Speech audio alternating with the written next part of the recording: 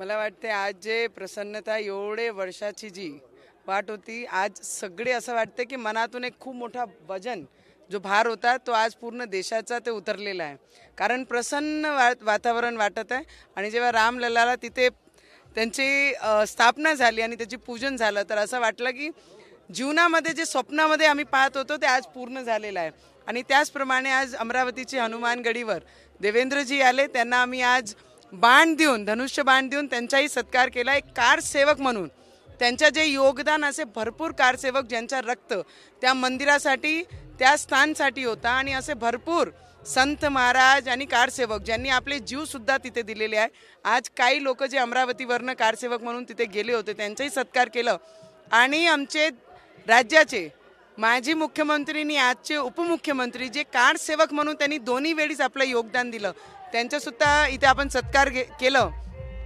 रवीजींनी जसं म्हटलं धनुष्यबाण त्यांना दिलं, ज्यांना धनुष्यबाणचा वजन भार हातात सांभाळता येते त्यांचा आज त्यांच्या हाती देऊन त्यांचा आम्ही सत्कार घेतलेला आहे. आणि ज्यांना हातात सांभाळता येत नव्हता धनुष्यबाण त्यांच्या हातून देवानी तर पहिलेच घेऊन घेतला आहे. जो राम का नहीं, जो हनुमान का नहीं, वो देश में हिंदुस्तान में किसी काम का नहीं.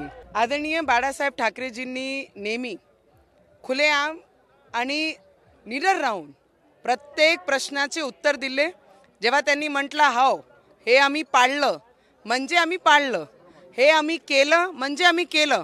पण उद्धव ठाकरेजींच्या रूपात एक आतमध्ये घरात बसून फक्त फेसबुक लाईव्ह करणारे जे माणसं आहे त्यांच्याकडनं 90 आणि 92 मध्ये लढाई लढणं कायले म्हणते त्यांनी कधी विचारही केला नसन. आणि पुढे भविष्यात मातोश्री जोडून ते बाहेर कधी निघाले नाही. मला नाही वाटतं पुढेही काही करू शकतात.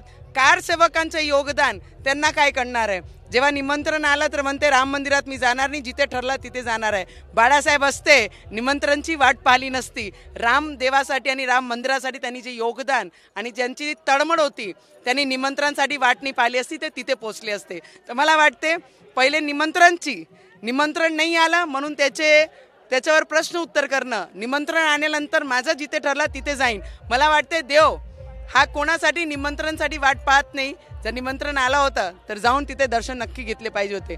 आमचे बाळासाहेब राहिले असते त्यांनी निमंत्रणची वाट पाहिली नसती, ते तिथे दर्शनासाठी गेले असते.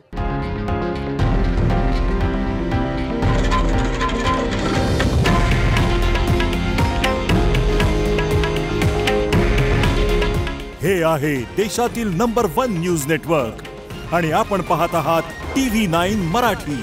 काळजी तुमची, हित महाराष्ट्राचं.